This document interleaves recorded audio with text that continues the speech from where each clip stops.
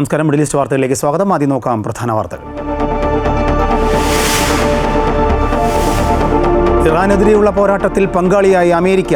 ഇറാന്റെ 3 ആണവ നിലയങ്ങൾ അമേരിക്ക ആക്രമിച്ചു. അമേരിക്ക നടത്തിയ ആക്രമണത്തെ പുകഴ്ത്തി ഇസ്രായേൽ.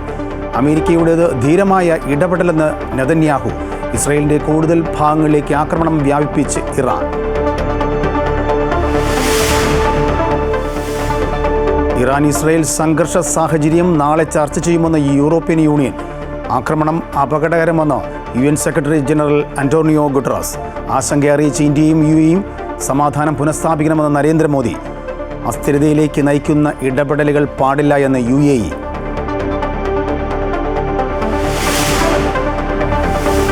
നിലമ്പൂർ ഉപതെരഞ്ഞെടുപ്പ് ഫലം നാളെ രാവിലെ 8 മണി മുതൽ വോട്ടെണ്ണൽ. 10,000-ന് മുകളിൽ ഭൂരിപക്ഷം പ്രതീക്ഷിച്ച UDF ജയിച്ചു കയറുമെന്ന ആത്മവിശ്വാസത്തിൽ LDF. അൻവർ എത്ര വോട്ട് പിടിക്കുമെന്നതിൽ ആകാംക്ഷ. NDA ക്യാമ്പും പ്രതീക്ഷയിൽ. വോട്ടെണ്ണലിന്റെ തത്സമയ വിവരങ്ങളുമായി അമൃത വാർത്തകളും. താരസംഘടന അമ്മയിൽ 3 മാസത്തിനുള്ളിൽ തെരഞ്ഞെടുപ്പ് നടത്താൻ ധാരണ. അതുവരെ നിലവിലെ ഭരണസമിതി തുടരും. അഡ്ഹോക് കമ്മിറ്റിയുടെ കാലാവധി അവസാനിച്ചു.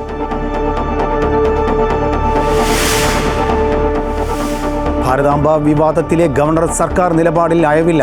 കുട്ടിക്കാലം മുതലുള്ള RSS ആഭിമുഖ്യവും നിലപാടും വ്യക്തമാക്കി BJP മുഖപത്രത്തിൽ ഗവർണർ. രാജ്ഭവനെതിരെ വിമർശനം കടുപ്പിച്ചു മന്ത്രി V ശിവൻകുട്ടി. പ്രതിഷേധങ്ങൾക്ക് പിന്നിൽ രാജ്ഭവനിലെ 2 RSSകാർക്ക് പങ്കെന്ന് മന്ത്രി.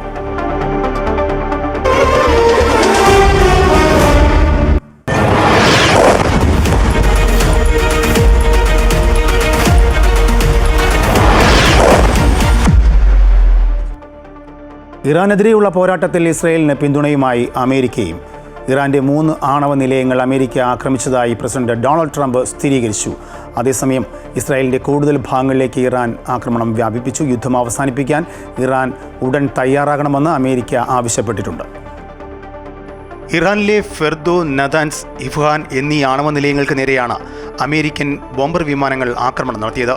ഇറാനിൽ നടത്തിയ ആക്രമണം വിജയകരമായി പൂർത്തിയാക്കിയെന്നും അമേരിക്കൻ B-2 സ്റ്റെൽത്ത് ബോംബർ വിമാനങ്ങൾ സുരക്ഷിതമായി ഇറാന്റെ വ്യോമപാതയിൽ നിന്ന് പുറത്തു കടന്നെന്നും അമേരിക്ക വ്യക്തമാക്കി.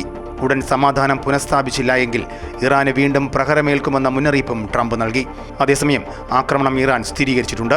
എന്നാൽ ആണവ കേന്ദ്രങ്ങളിൽ നിന്നുള്ള സാധന സാമഗ്രികൾ നേരത്തെ തന്നെ മാറ്റിയിരുന്നു എന്നാണ് ഇറാന്റെ അവകാശവാദം. അതേസമയം ആണവ കേന്ദ്രങ്ങൾ അമേരിക്ക ആക്രമിച്ചതിന് പിന്നാലെ ഇസ്രായേലിന്റെ കൂടുതൽ ഭാഗങ്ങളിലേക്ക് ഇറാൻ ആക്രമണം കൂടുതൽ വ്യാപിപ്പിച്ചു. ടെല്ലവീവിൽ നടത്തിയ മിസൈൽ ആക്രമണത്തിൽ 86 പേർക്ക് പരിക്കേറ്റതായാണ് ദേശീയ മാധ്യമങ്ങൾ റിപ്പോർട്ട് ചെയ്യുന്നത്.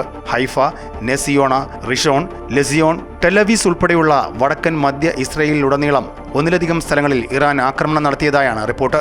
അതേസമയം പുതിയ ആക്രമണ പരമ്പരയ്ക്ക് ഇസ്രായേൽ തുടക്കമിട്ടെന്നും റിപ്പോർട്ടിൽ പറയുന്നു. അമേരിക്കയുടെ നീക്കങ്ങൾക്ക് പിന്നാലെ ശക്തമായ തിരിച്ചടി ഉണ്ടാകുമെന്ന മുന്നറിയിപ്പുമായി ഇറാനിയൻ സ്റ്റേറ്റ് ടെലിവിഷൻ രംഗത്തെത്തിയിരുന്നു. മിഡിൽ ഈസ്റ്റിലെ അമേരിക്കൻ പൗരന്മാർക്കെതിരെയും സൈനിക ഉദ്യോഗസ്ഥർക്കെതിരെയും ഇറാൻ പ്രതികാര ഭീഷണി ഉയർത്തിയതായും റിപ്പോർട്ടുണ്ട്. ഈ സാഹചര്യത്തിൽ ഇസ്രായേൽ അധിനിവേശ പാലസ്തീൻ പ്രദേശങ്ങളിൽ നിന്ന് ബ്രിട്ടീഷ് പൗരന്മാരെയും ആശ്രിതരെയും തിരികെ നാട്ടിലെത്തിക്കുവാനുള്ള ഒരുക്കങ്ങൾ ആരംഭിച്ചതായും വാർത്താ ഏജൻസി റിപ്പോർട്ട് ചെയ്യുന്നു. News desk Amrita news. ഇറാനിലെ ആണവ കേന്ദ്രങ്ങൾ ലക്ഷ്യമിട്ട് US നടത്തിയ ആക്രമണം പൂർത്തീകരിക്കാൻ അമേരിക്ക ഉപയോഗിച്ചത് B-2 ബോംബർ വിമാനം. പറക്കുന്ന ഒരു പക്ഷിയെപ്പോലെ തോന്നിക്കുന്ന ഈ വിമാനങ്ങൾ റഡാറുകളുടെ കണ്ണിൽപ്പെടാതെ സഞ്ചരിക്കുവാനുള്ള കഴിവുണ്ട്. ലോകത്തിലെ ഏറ്റവും വില കൂടിയ യുദ്ധവിമാനങ്ങളിലൊന്നാണ് B-2 ബോംബർ വിമാനം.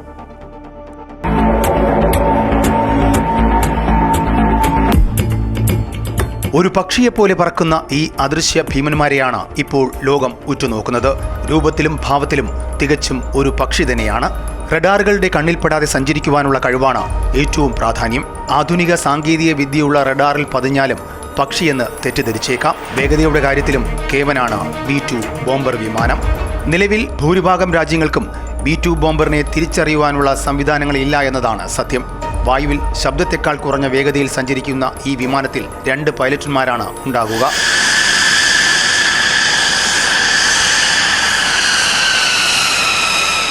നോർത്രോപ്പ് ഗ്രമൻ എന്ന US ആയുധ നിർമ്മാതാക്കളാണ് B-2 വിമാനങ്ങൾ വികസിപ്പിച്ചെടുത്തത്. ഹെവി ബോംബർ എന്ന വിഭാഗത്തിൽപ്പെടുന്ന ഈ യുദ്ധവിമാനത്തിന് 18,000 കിലോ വരെ ഭാരമുള്ള ബോംബുകൾ വഹിക്കാനുള്ള ശേഷിയുണ്ട്. ഒറ്റ പറക്കലിൽ 18,500 കിലോമീറ്റർ ദൂരം വരെ ഇവയ്ക്ക് സഞ്ചരിക്കാനും കഴിയും. ഇതിലെ ഭീമാകാരൻ ബോംബുകൾക്ക് പാറകളിലൂടെയും കട്ടിയുള്ള കോൺക്രീറ്റുകളിലൂടെയും തുളച്ചുകയറി ഭൂമിക്കടിയിലെ ആഴത്തിലുള്ള ബങ്കറുകളും സുരക്ഷിത താവളങ്ങളും തകർക്കാൻ സാധിക്കും. B2 സ്പിരിറ്റ് ബോംബുകൾക്ക് ഏകദേശം 6000 നോട്ടിക്കൽ മൈലധികം ദൂരം ഇന്ധനം നിറയ്ക്കാതെ പറക്കാനും സാധിക്കും. ഒറ്റത്തവണ ഇന്ധനം നിറച്ചാൽ ഇത് 10000 നോട്ടിക്കൽ മൈലധികം ദൂരം സഞ്ചരിക്കും. ഇത് ഭൂമിയുടെ ഏത് കോണിലേക്കും എത്തിച്ചേരുവാനുള്ള കഴിവ് വിമാനത്തിന് നൽകുന്നു. ലോകത്തിലെ ഏറ്റവും വില കൂടിയ യുദ്ധവിമാനങ്ങളിലൊന്നാണ് B2. ഓരോ വിമാനത്തിനും $1 ബില്യൺ വിലയുണ്ട്. ഇതിൻ്റെ ഉയർന്ന നിർമ്മാണ ചെലവും പരിപാലന ചെലവും ഇതിൻ്റെ എണ്ണം വർദ്ധിപ്പിക്കുന്നതിൽ ഒരു വെല്ലുവിളിയാണ്. 1980കളിൽ സോവിയറ്റ് യൂണിയന്റെ പ്രതിരോധ സംവിധാനങ്ങളെ മറികടക്കാൻ ലക്ഷ്യമിട്ടാണ് US ഇതിൻ്റെ രൂപകൽപ്പന ആരംഭിച്ചത്. US-ന്റെ പക്കൽ ആകെ 19 B2 ബോംബറുകൾ ഉണ്ടെന്നാണ് report. News desk Amrita news. Israel Iran സംഘർഷത്തിനിടയിൽ ഇറാൻ പ്രസിഡന്റ് മസൂദ് പെസക്ഷ്യാനുമായി ഫോണിൽ സംസാരിച്ച പ്രധാനമന്ത്രി നരേന്ദ്രമോദി. സംഘർഷങ്ങളിൽ ഇന്ത്യയുടെ ആശങ്ക അറിയിച്ച പ്രധാനമന്ത്രി നിലവിലെ സാഹചര്യങ്ങൾ വിശദമായി ചർച്ച ചെയ്തുവെന്ന് എക്സിൽ കുറിച്ചു. സമാധാനം പുനഃസ്ഥാപിക്കണമെന്നും മോദി ആവശ്യപ്പെട്ടു.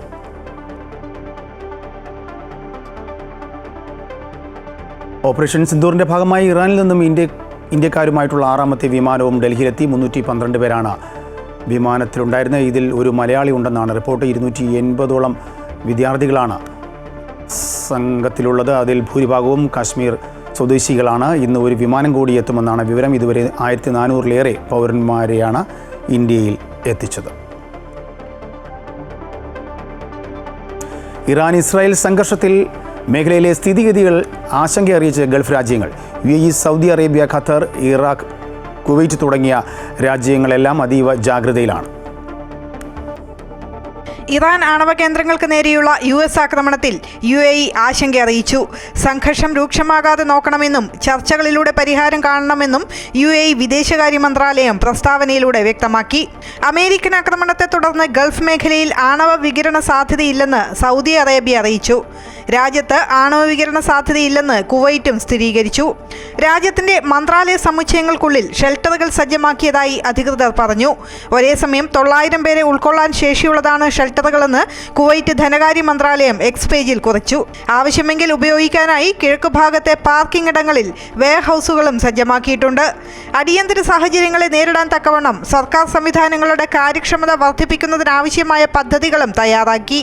സംഘർഷം വർദ്ധിക്കാൻ സാഹചര്യമുണ്ടാക്കരുതെന്ന് ഖത്തറും ഒമാനും പ്രസ്താവനയിൽ അറിയിച്ചു. അതിനിടെ ബ്രിട്ടീഷ് എയർവേസ് ദുബായിലേക്കും ദോഹയിലേക്കുമുള്ള വിമാന സർവീസുകൾ നിർത്തിവെച്ചു. സംഘർഷങ്ങളുടെ പശ്ചാത്തലത്തിൽ ബഹ്റൈൻ മുൻകരുതൽ നടപടികൾ സ്വീകരിച്ചു. വിദ്യാലയങ്ങളിൽ പഠനം പൂർണ്ണമായും ഓൺലൈൻ സംവിധാനത്തിലേക്ക് മാറ്റി. അത്യാവശ്യ കാര്യങ്ങൾക്കല്ലാതെ പ്രധാന റോഡുകൾ ഉപയോഗിക്കരുതെന്നും ആഭ്യന്തര മന്ത്രാലയം ജനങ്ങളോട് ആവശ്യപ്പെട്ടു. ഓഫീസുകളിലെയും സർക്കാർ ഏജൻസികളിലെയും 70% വരെ ജീവനക്കാർ വീട്ടിലിരുന്ന് ജോലി ചെയ്യുന്ന രീതിയിൽ ക്രമീകരിക്കണമെന്നും നിർദ്ദേശമുണ്ട്. പൊതുജനങ്ങളുടെ സുരക്ഷ കണക്കിലെടുത്താണ് നിർദ്ദേശമെന്നും ബഹ്റൈൻ വാർത്താ ഏജൻസിയെ ഉദ്ധരിച്ച് അറബ് മാധ്യമങ്ങൾ റിപ്പോർട്ട് ചെയ്തു. News desk Amrita news. മധ്യപൂർവേഷ്യൻ മേഖലയിലെ സംഭവവികാസങ്ങളുടെ ഭാഗമായിട്ടുണ്ടാകുന്ന വികിരണ ചോർച്ചയിൽ നിന്ന് സൗദി അറേബ്യയുടെ പരിസ്ഥിതി സുരക്ഷിതമാണെന്ന് nuclear and radiological regulatory commission വ്യക്തമാക്കി. ഇതിനായി നിരീക്ഷണ സംവിധാനങ്ങൾ കാര്യക്ഷമമായി പ്രവർത്തിക്കുന്നുണ്ടെന്നും അസാധാരണമായ റീഡിങ്ങുകളൊന്നും രേഖപ്പെടുത്തിയിട്ടില്ല എന്നും കമ്മീഷൻ പറഞ്ഞു. ഇറാന്റെ ആണവ കേന്ദ്രങ്ങൾക്കെതിരെയുള്ള ആക്രമണങ്ങൾക്കും നാശനഷ്ടങ്ങൾക്കും കുവൈറ്റ് ആശങ്ക പ്രകടിപ്പിച്ചു. ഔദ്യോഗിക പ്രസ്താവനയിൽ കുവൈറ്റ് വിദേശകാര്യ മന്ത്രാലയം ഇറാനിയൻ പരമാധികാരത്തിനെതിരായ ഈ ആക്രമണങ്ങളെ അപലപിച്ചു. ആക്രമണം അന്താരാഷ്ട്ര നിയമങ്ങൾക്കും കൺവെൻഷനുകൾക്കും എതിരാണെന്നും കുവൈറ്റ് വ്യക്തമാക്കി. ഇപ്പോഴത്തെ സാഹചര്യത്തിൽ സുരക്ഷാ കൗൺസിൽ അടക്കമുള്ള അന്താരാഷ്ട്ര സമൂഹം അടിയന്തരമായി ഇടപെടണമെന്ന് കുവൈറ്റ് ആവശ്യപ്പെട്ടു. കൂടാതെ എല്ലാ തരത്തിലുള്ള സൈനിക സംഘർഷങ്ങളും അടിയന്തരമായി അവസാനിപ്പിക്കുകയും അതിനു പകരമായി ചർച്ചയ്ക്കും രാഷ്ട്രീയ പരിഹാരത്തിനും പ്രാധാന്യം നൽകണമെന്നും സ്വയം നിയന്ത്രണം പാലിക്കണമെന്നും കുവൈറ്റ് മുന്നറിയിപ്പ് നൽകി. കുവൈറ്റിൽ വ്യോമാതിർത്തിയിലോ ജലാതിർത്തിയിലോ ആണവ വികിരണ തോത് വർധനവൊന്നും കണ്ടിട്ടില്ല എന്നും സ്ഥിതിഗതികൾ സാധാരണ നിലയിലാണെന്നും പരിശോധനയിൽ കണ്ടെത്തിയതായി പ്രതിരോധ മന്ത്രാലയം അറിയിച്ചു. National guard moral guidance directorate പുറത്തിറക്കിയ പ്രസ്താവനയിലാണ് ഇക്കാര്യം അറിയിച്ചത്. Sheikh Salem Al Ali chemical defence and radiation monitoring centre നടത്തിയ പരിശോധനയിലാണ് ഇക്കാര്യം സ്ഥിരീകരിച്ചത്. ഇറാന് നേരെ അമേരിക്ക നടത്തിയ ആക്രമണ പശ്ചാത്തലത്തിലാണ് പ്രസ്താവന.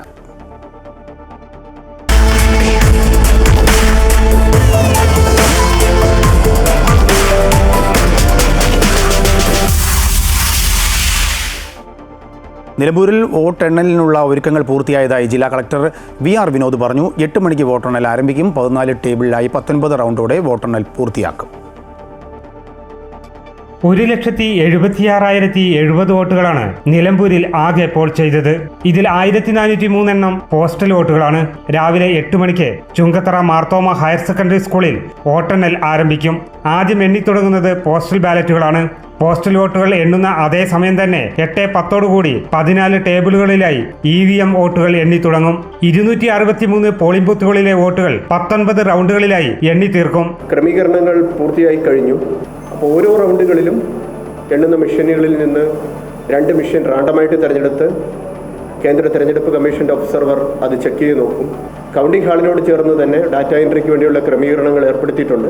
263 പോളിംഗ് സ്റ്റേഷനിൽ 263 കൺട്രോൾ യൂണിറ്റാണ് കൗണ്ട് ചെയ്യേണ്ടത്.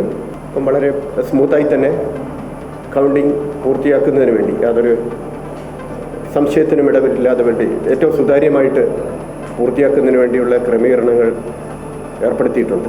വഴിക്കടവ് പഞ്ചായത്തിലെ വോട്ടുകളാണ് ആദ്യം എണ്ണിത്തുടങ്ങുന്നത്. തുടർന്ന് മൂത്തേടം, എടക്കര, പോത്തുകല്ല്, ചുങ്കത്തറ, നിലമ്പൂർ നഗരസഭ, കരുളായി, അമരമ്പലം എന്നിവിടങ്ങളിലെ വോട്ടുകൾ എണ്ണും. ഉച്ചയോടെ വോട്ടെണ്ണൽ പൂർത്തിയാക്കാൻ കഴിയുമെന്നാണ് കരുതുന്നത്. കേന്ദ്രസേനയ്ക്ക് പുറമെ 3 DYSPമാരുടെ നേതൃത്വത്തിൽ 900 പോലീസ് ഉദ്യോഗസ്ഥരാണ് സുരക്ഷയ്ക്കായി മണ്ഡലത്തിൽ ഉണ്ടാവുക. അമൃത ന്യൂസ്, മലപ്പുറം. വരുന്ന നിയമസഭാ തെരഞ്ഞെടുപ്പിൻ്റെ സെമി ഫൈനൽ എന്ന് വിശേഷിപ്പിക്കപ്പെട്ട നിലമ്പൂർ ഉപതെരഞ്ഞെടുപ്പിൻ്റെ ഫലം എന്താണെന്നറിയുവാനുള്ള ആകാംക്ഷയിലാണ് രാഷ്ട്രീയ കേരളം. മുന്നണികളുടെയും സ്ഥാനാർത്ഥികളുടെയും നെഞ്ചിടിപ്പും ഏറുകയാണ്. വോട്ടെണ്ണാൻ മണിക്കൂറുകൾ മാത്രം ബാക്കി നിൽക്കെ വലിയ ആത്മവിശ്വാസത്തിലാണ് മുന്നണികളും സ്ഥാനാർത്ഥികളും. 10,000-ൽ കുറയാത്ത ഭൂരിപക്ഷമാണ് UDF പ്രതീക്ഷിക്കുന്നത്. നേരിയ ഭൂരിപക്ഷത്തിൽ വിജയമുറപ്പെന്ന ആത്മവിശ്വാസത്തിലാണ് LDF. മലയോര മേഖലയിൽ ഉൾപ്പെടെയാണ് NDAക്ക് പ്രതീക്ഷ.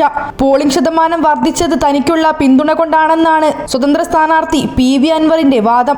75,000 വോട്ടുകളിൽ അൻവറും ഉറച്ചു നിൽക്കുകയാണ്. 2016-ൽ നഷ്ടപ്പെട്ട മണ്ഡലം തിരിച്ചുപിടിക്കാനുള്ള അഭിമാന പോരാട്ടമാണ് UDFന്റേത്.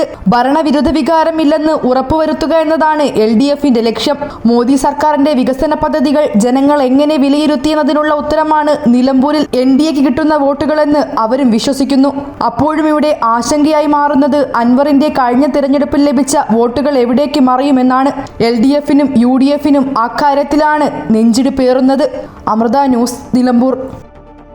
ഭാരതാംബ വിവാദത്തിലെ ഗവർണർ സർക്കാർ നിലപാടിൽ അയവില്ല. ജയിലിൽ കിടന്നപ്പോൾ ഭാരതാംബ സങ്കല്പം ശക്തമായതും കുട്ടിക്കാലം മുതലുള്ള RSS ആഭിമുഖ്യവും ചൂണ്ടിക്കാട്ടി BJP മുഖപത്രത്തിൽ നിലപാട് വ്യക്തമാക്കി ഗവർണർ. അതേസമയം രാജ്ഭവനെതിരെ വിമർശനം കടുപ്പിക്കുകയാണ് മന്ത്രി V ശിവൻകുട്ടി. ABVPയെ തനിക്കെതിരെ തിരിയുന്നത് രാജ്ഭവനാണെന്നാണ് ആരോപണം ആവർത്തിക്കുകയാണ് മന്ത്രി.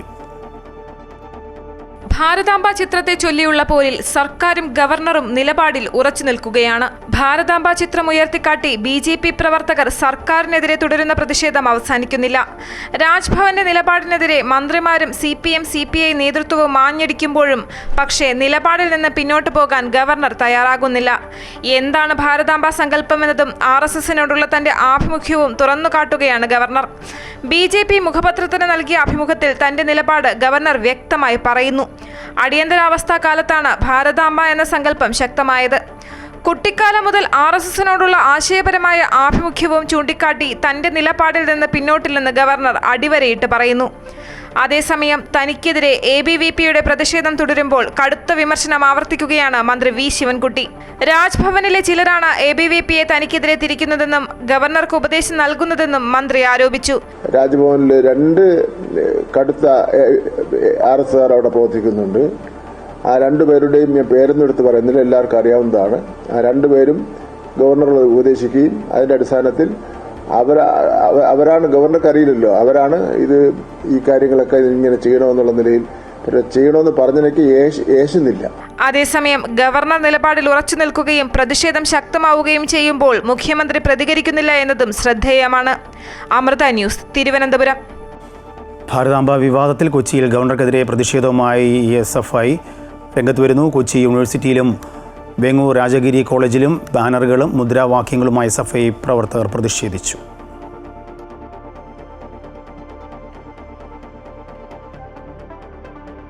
പഹൽഗാം ഭീകരാക്രമണത്തിൽ 2 പേരെ NIA അറസ്റ്റ് ചെയ്തു. ഭീകരർക്ക് സഹായം നൽകിയ 2 പഹൽഗാം സ്വദേശികളാണ് അറസ്റ്റിലായത്. ആക്രമണത്തിൽ പങ്കെടുത്ത ഭീകരരെക്കുറിച്ചുള്ള വിവരങ്ങൾ ഇവർ നൽകിയിട്ടുണ്ട് എന്നാണ് ഇപ്പോൾ പുറത്തുവരുന്ന വാർത്തകൾ. ബഡ്കോട്ട് സ്വദേശി പർവേസ് അഹമ്മദ് ജോത്തർ, പഹൽഗാം സ്വദേശി ബഷീർ അഹമ്മദ് എന്നിവരെയാണ് അറസ്റ്റ് ചെയ്തത്. പാക് പൗരന്മാരായ 3 ലഷ്കർ-എ തോയ്ബ ഭീകരരാണ് ആക്രമണത്തിന് പിന്നിലെന്നാണ് ഇവർ മൊഴി നൽകിയത്. ഭക്ഷണം, താമസ സൗകര്യം തുടങ്ങിയ സഹായങ്ങളാണ് ഇവർ ഭീകരർക്ക് നൽകിയതെന്നും പിടിയിലായവർ മൊഴി നൽകിയതായി NIA അറിയിച്ചു. ആക്രമണത്തിന് മുൻപ് ഒരു കുടിലിലാണ് 3 ഭീകരരും കഴിഞ്ഞിരുന്നത്. പഹൽഗാം വിനോദസഞ്ചാര കേന്ദ്രത്തിന് അടുത്തായിരുന്നു ഇത്. നേരത്തെ ഷോപ്പിയാൻ, കുൽഗാം, പുൽവാമ, കുപ്വാര തുടങ്ങി 32 സ്ഥലങ്ങളിൽ NIA റെയ്ഡ് നടത്തി. ജമ്മു കശ്മീർ പോലീസ് സേനയുമായും കേന്ദ്ര അർദ്ധസൈനിക വിഭാഗവുമായി ചേർന്നാണ് NIA റെയ്ഡ് നടത്തിയത്. ഏപ്രിൽ 22-നായിരുന്നു ജമ്മു കശ്മീരിലെ പെഹൽഗാമിൽ ഭീകരാക്രമണം നടത്തിയത്. ആക്രമണത്തിൽ 26 പേർ കൊല്ലപ്പെട്ടു. ഇതിനു പിന്നാലെ മെയ് 7-ന് പാകിസ്ഥാനിലെയും പാക് അധിനിവേശ കശ്മീരിലെയും 9 തീവ്രവാദ കേന്ദ്രങ്ങളിൽ ഓപ്പറേഷൻ സിന്ദൂറിലൂടെ ഇന്ത്യ തിരിച്ചടിച്ചിരുന്നു. ബഹാവൽപൂർ, മുരുഡ്കെ അടക്കമുള്ള 9 ഭീകര കേന്ദ്രങ്ങളിലാണ് മെയ് 7 അർദ്ധരാത്രി ഇന്ത്യ ആക്രമണം നടത്തിയത്. ബഹാവൽപൂരിലെ ജെയ്ഷെ ആസ്ഥാനമായിരുന്നു ഇന്ത്യ തകർത്തത്. News desk Amrita TV. Ahmedabad വിമാന അപകടത്തിൽ മരിച്ചവരിൽ മൃതദേഹം തിരിച്ചറിയാനാകാത്ത 8 പേരുടെ കുടുംബാംഗങ്ങളോട് രണ്ടാമതും DNA സാമ്പിൾ നൽകണമെന്ന് ആവശ്യപ്പെട്ടിട്ടുണ്ട്. മലയാളിയായ രഞ്ജിതയുടെ കുടുംബവും ഇതിൽ ഉൾപ്പെടും. കനത്ത മഴയെ തുടർന്നുണ്ടാകുന്ന വെള്ളക്കെട്ടുകൾ തടയാൻ ദുബായിൽ ഡ്രെയിനേജ് സംവിധാന നിർമ്മാണം പൂർത്തിയായി. ബീച്ച് പ്രോജക്റ്റ് എന്ന പേരിലുള്ള പദ്ധതിയുടെ ആകെ ചിലവ് 277 ദശലക്ഷം ദിർഹമാണ്. മഴവെള്ളം കെട്ടിക്കിടക്കുന്നത് മൂലം ഗതാഗത സംവിധാനങ്ങൾക്കും ജനജീവിതത്തിനും ഉണ്ടാകുന്ന ബുദ്ധിമുട്ടുകൾ പരിഹരിക്കാനാണ് വിപുലമായ ഡ്രെയിനേജ് ശൃംഖല ദുബായ് മുനിസിപ്പാലിറ്റി നിർമ്മിച്ചത്. ആധുനിക സാങ്കേതിക വിദ്യകളുടെ സഹായത്തോടെ പ്രവർത്തിക്കുന്ന ഡ്രെയിനേജ് സംവിധാനം മഴവെള്ളം തടസ്സങ്ങളില്ലാതെ കടലിലേക്ക് ഒഴുക്കിക്കളയും. കാലാവസ്ഥാ വ്യതിയാനങ്ങൾ മൂലം ജനജീവിതങ്ങൾക്കുണ്ടാകുന്ന പ്രതിസന്ധികൾ ലഘൂകരിക്കാനും ദുരന്ത സാഹചര്യങ്ങളെ നേരിടുവാനുള്ള പ്രതിബദ്ധതയുടെയും ഭാഗമായിട്ടാണ് ദുബായ് മുനിസിപ്പാലിറ്റി ഈ പദ്ധതി പൂർത്തിയാക്കിയത്. ഇറാനിൽ കുടുങ്ങിയ 334 കുവൈറ്റ് പൗരന്മാരെ നാട്ടിലെത്തിച്ച് കുവൈറ്റ് എയർവേസ്. ആദ്യം ഇറാനിലെ മഷാദിൽ നിന്ന് കരമാർഗം തുർക്ക്മെനിസ്ഥാനിലെ അഷ്ഗാബാദ് അന്താരാഷ്ട്ര വിമാനത്താവളത്തിലേക്ക് മാറ്റുകയും അവിടെ നിന്നും പ്രത്യേക വിമാനം കുവൈറ്റ് അന്താരാഷ്ട്ര വിമാനത്താവളത്തിലേക്ക് ഇറക്കുകയുമായിരുന്നു. കൂടുതൽ കുവൈറ്റ് പൗരന്മാരെ തിരികെ കൊണ്ടുവരുവാനുള്ള ശ്രമങ്ങൾ പുരോഗമിക്കുന്നു. ഹജ്ജ് കർമ്മം കഴിഞ്ഞുള്ള 2ാമത്തെ വെള്ളിയാഴ്ചയും മക്കയിലെ വിശുദ്ധ ഹറമിൽ നല്ല തിരക്ക് അനുഭവപ്പെട്ടു. ജുമാ നമസ്കാരം കഴിഞ്ഞ് ഇറങ്ങുന്ന ഹാജിമാരെ KMCCയുടെ 100 കണക്കിന് വോളണ്ടിയർമാർ ഹാജിമാർക്ക് സഹായവുമായി എത്തിയിരുന്നു. കുടയും കുടിവെള്ളവും പാദരക്ഷകൾ നഷ്ടപ്പെട്ടവർക്ക് പാദരക്ഷകൾ വിതരണം ചെയ്യുകയും ചെയ്തു. സൗദിയിലേക്ക് കഴിഞ്ഞ മാസം 79,566 ഗാർഹിക തൊഴിലാളികളെ റിക്രൂട്ട് ചെയ്തതായി അധികൃതർ അറിയിച്ചു. ഗാർഹിക തൊഴിലാളി റിക്രൂട്ട്മെൻറ്റ് നടപടിക്രമങ്ങൾക്കുള്ള മുസാനിദ് പ്ലാറ്റ്ഫോം വഴിയുള്ള സ്ഥിതിവിവര കണക്കുകളിലാണ് ഇത് വ്യക്തമാക്കുന്നത്. ഏറ്റവും കൂടുതൽ തൊഴിലാളികളെ റിക്രൂട്ട് ചെയ്തത് ഫിലിപ്പീൻസിൽ നിന്നാണ്. മെയ് മാസത്തെ കണക്കുകൾ പ്രകാരം സൗദിയിൽ ജോലി തേടുന്ന 134,814 വനിതാ ഗാർഹിക തൊഴിലാളികളുടെ CVകൾ മുസാനിദ് പ്ലാറ്റ്ഫോമിൽ പരസ്യപ്പെടുത്തിയിട്ടുണ്ട്.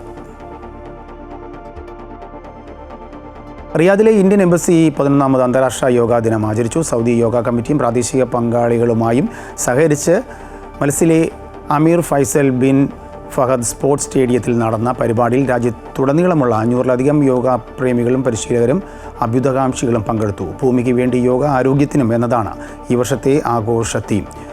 സൗദി അധികാരികൾ, യോഗ പരിശീലകർ, തദ്ദേശീയ സമൂഹത്തിൽ നിന്നുള്ളവർ എന്നിവർ യോഗാ ദിനാചരണത്തിൽ പങ്കെടുത്തു. JSK Janaki versus state of കേരളയുടെ റിലീസ് അനുമതി നിഷേധിച്ച സെൻസർ ബോർഡ് നടപടിക്കെതിരെ വിമർശനങ്ങൾ ശക്തമാകുന്നു. ജാനകി എന്നത് സീതയുടെ മറ്റൊരു പേര് ആയതിനാലാണ് കഥാപാത്രത്തിൻ്റെ പേരുൾപ്പെടെ സിനിമയുടെ പേര് മാറ്റണമെന്ന് സെൻസർ ബോർഡ് നിർദ്ദേശിച്ചത്. വിഷയത്തിൽ ഫെഫ്ക പ്രത്യക്ഷ സമരത്തിലേക്ക് പോകുമെന്ന് ജനറൽ സെക്രട്ടറി B. ഉണ്ണികൃഷ്ണൻ പറഞ്ഞു.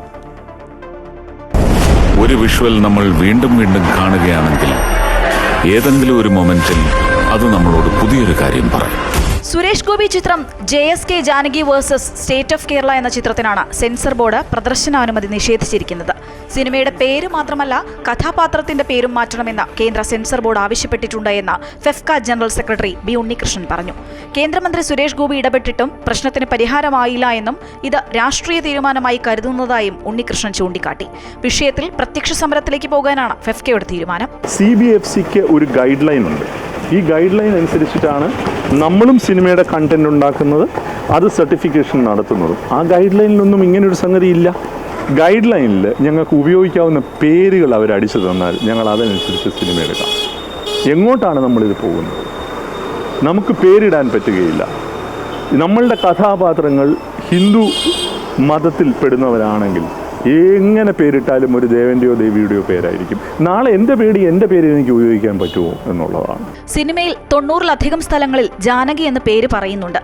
സെൻസർ ബോർഡ് നിർദ്ദേശമനുസരിച്ച് അതെല്ലാം മാറ്റേണ്ടി വരും. ഒരു സ്ത്രീയുടെ പോരാട്ടത്തിന്റെ കഥയാണ് സിനിമ പറയുന്നത്. ആവിഷ്കാര സ്വാതന്ത്ര്യത്തിന് മേലുള്ള നഗ്നമായ കടന്നുകയറ്റമാണ് സെൻസർ ബോർഡ് നടത്തിയിട്ടുള്ളതെന്നും സമൂഹത്തിൽ ഭിന്നത ഉണ്ടാക്കാനാണ് സെൻസർ ബോർഡ് ശ്രമമെന്നും ഡിവൈഎഫ്ഐ ആരോപിച്ചു. ഈ മാസം 27-നാണ് ചിത്രത്തിന്റെ റിലീസ് നിശ്ചയിച്ചിരിക്കുന്നത്. വക്കീൽ വേഷത്തിലാണ് സുരേഷ് ഗോപി ചിത്രത്തിലെത്തുന്നത്.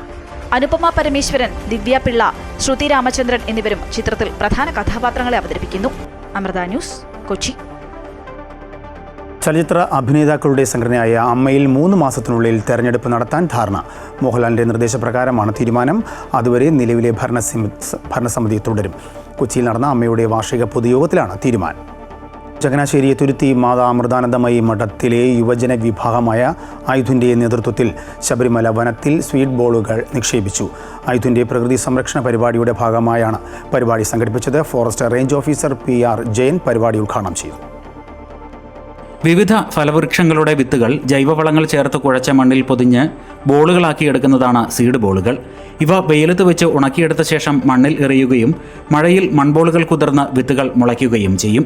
ചങ്ങനാശ്ശേരി തുരുത്തി മാതാ അമൃതാനന്ദമയി മഠത്തിലെ യുവജന വിഭാഗമായ ആയുധിൻ്റെ നേതൃത്വത്തിൽ തയ്യാറാക്കിയ 10,000-ഓളം സീഡ് ബോളുകളാണ് എരുമേലി പ്ലാപ്പള്ളി ഭാഗത്ത് ശബരിമല വനത്തിൽ നിക്ഷേപിച്ചത്. Forest range officer PR Jayan പരിപാടി ഉദ്ഘാടനം ചെയ്തു. പ്രകൃതി സംരക്ഷണ രംഗത്ത് മാതാ അമൃതാനന്ദമയി മഠം നടത്തുന്ന വൃശ്ചികം-1 വൃക്ഷം-1 വിത്തൂട്ട് തുടങ്ങിയ പദ്ധതികൾ ഏറ്റവും പ്രശംസനീയമാണെന്ന് അദ്ദേഹം പറഞ്ഞു. സുനാമി ബാധിത പ്രദേശങ്ങളിൽ 10 ലക്ഷം കാറ്റാടി വൃക്ഷത്തൈകൾ മഠത്തിന്റെ സഹകരണത്തോടെ വനംവകുപ്പ് നട്ടുപിടിപ്പിച്ചതായി അദ്ദേഹം അനുസ്മരിച്ചു. സുനാമിയുടെ കാലഘട്ടത്തിൽ 2004 ഡിസംബർ 26 അതിനുശേഷം നമ്മുടെ മനസ്സിൽ ഉദിച്ചു വന്ന അന്ന് രക്ഷപ്പെട്ട ആൾക്കാരെല്ലാം മരത്തിൽ പിടിച്ചായിരുന്നു. തീവാളിനോടൊപ്പം തന്നെ കാറ്റാടി തൈകൾ വെച്ചു. അന്ന് 1-2 അല്ല 10 ലക്ഷം കാറ്റാടി തൈകൾ അമൃതാനന്ദമയി മഠത്തിന്റെ സഹായത്തോടെ കേരള വനംവകുപ്പ് അവിടെ വെച്ച് പിടിപ്പിച്ചിട്ടുണ്ട്. തുരുത്തി മാതാ അമൃതാനന്ദമയി മഠം അധ്യക്ഷ സ്വാമിനി നിഷ്ഠാമൃത പ്രാണ അധ്യക്ഷത വഹിച്ചു. എല്ലാറ്റിലും ഈശ്വര സാന്നിധ്യം ദർശിച്ച് പ്രകൃതിയെ സംരക്ഷിച്ചിരുന്നതാണ് ഭാരത സംസ്കാരമെന്നും ഇതിൽ നിന്നും നാം പിന്നോട്ട് പോയതാണ് ഇന്നുണ്ടാകുന്ന പ്രകൃതി ദുരന്തങ്ങൾക്ക് കാരണമെന്നും സ്വാമിനി ഓർമ്മിപ്പിച്ചു. വനത്തെയും പ്രകൃതിയെയും സംരക്ഷിക്കാൻ എല്ലാവരും കൂട്ടായി യത്നിക്കണമെന്നും സ്വാമിനി കൂട്ടിച്ചേർത്തു. വനമെന്ന് പറയുന്നത് നമ്മുടെ ഓക്സിജൻ സിലിണ്ടറാണ്. ഇവിടെ നിന്നാണ് നമുക്ക് ശ്വസിക്കാനുള്ള ശുദ്ധമായ വായു ലഭിക്കുന്നത്. ഭാവി തലമുറക്കും ഇത് ആവശ്യമാണ്. നമുക്കറിയാം, പ്രകൃതിയിൽ നിന്ന് നമ്മൾക്ക് എടുക്കാൻ 100 ഇരട്ടി ആവേശമാണ്. പക്ഷെ പ്രകൃതിയിലേക്ക് കൊടുക്കാനുള്ള ആവേശം നമുക്കുണ്ടാകണം. 50ഓളം വരുന്ന ആയുധ പ്രവർത്തകരും വനംവകുപ്പ് ഉദ്യോഗസ്ഥരും സീഡ് ബോളുകൾ വനത്തിൽ നിക്ഷേപിക്കുന്ന പരിപാടിയിൽ പങ്കാളികളായി. അമൃത ന്യൂസ്, കോട്ടയം. വീണ്ടും ആശമാരുടെ യോഗം വിളിച്ച് സംസ്ഥാന സർക്കാർ. ആശമാരുടെ പ്രശ്നം പഠിക്കാൻ രൂപീകരിച്ച കമ്മിറ്റിക്ക് യൂണിയനുകളെ കേൾക്കുന്നതിനായിട്ടാണ് യോഗം. ഈ മാസം 30-ന് രാവിലെയാണ് യോഗം ചേരുന്നത്. ആശമാരുടെ സംയുക്ത ട്രേഡ് യൂണിയനുകൾ ഉന്നയിക്കുന്ന വിവിധ വിഷയങ്ങൾ പരിശോധിച്ച് റിപ്പോർട്ട് സമർപ്പിക്കാൻ രൂപീകരിച്ച കമ്മിറ്റിക്ക് യൂണിയനുകളെ കേൾക്കുന്നതിനായാണ് അഡീഷണൽ ചീഫ് സെക്രട്ടറി വീണ്ടും ആശമാരുടെ യോഗം വിളിച്ചിരിക്കുന്നത്. സെക്രട്ടേറിയറ്റിലെ സൗത്ത് കോൺഫറൻസ് ഹാളിൽ നടക്കുന്ന ഹിയറിംഗിന് ഓരോ ട്രേഡ് യൂണിയനും സമയം നൽകിയിട്ടുണ്ട്. യോഗത്തിൽ ട്രേഡ് യൂണിയനുകൾക്ക് കമ്മിറ്റി മുമ്പാകെ അവരുടെ പ്രശ്നങ്ങൾ ബോധിപ്പിക്കാം. ഓരോ യൂണിയനിലെയും പരമാവധി 3 പേർക്ക് കമ്മിറ്റി മുമ്പാകെ ഹാജരാകാം. ഇതിൽ 2 പേർ നിർബന്ധമായും ആശാപ്രവർത്തകരായിരിക്കണം. Kerala Asha health workers association, Kerala state Asha workers federation, all Kerala Pradesh Asha workers Congress, Asha workers federation, all India trade union Congress എന്നീ യൂണിയനുകളെയാണ് യോഗത്തിന് വിളിപ്പിച്ചിരിക്കുന്നത്. ഓണറേറിയം വർദ്ധിപ്പിക്കുക, കുടിശ്ശികയായ ഓണറേറിയവും ഇൻസെന്റീവും ഉടൻ വിതരണം ചെയ്യുക, വിരമിക്കൽ ആനുകൂല്യവും പെൻഷനും നൽകുക എന്നിവയടക്കമുള്ള വിവിധ ആവശ്യങ്ങൾ ഉന്നയിച്ചാണ് ഫെബ്രുവരി 10-ന് കേരള ആശാ ഹെൽത്ത് വർക്കേഴ്സ് അസോസിയേഷന്റെ നേതൃത്വത്തിൽ ആശാവർക്കർമാർ സമരം ആരംഭിച്ചത്. അമൃത ന്യൂസ്, തിരുവനന്തപുരം. ഇതോടുകൂടി ഈ വാർത്താ ബുള്ളറ്റിൻ പൂർണ്ണമാകുന്നു. കൂടുതൽ വാർത്തയ്ക്കായി അമൃത ന്യൂസ് യൂട്യൂബ് കാണുക.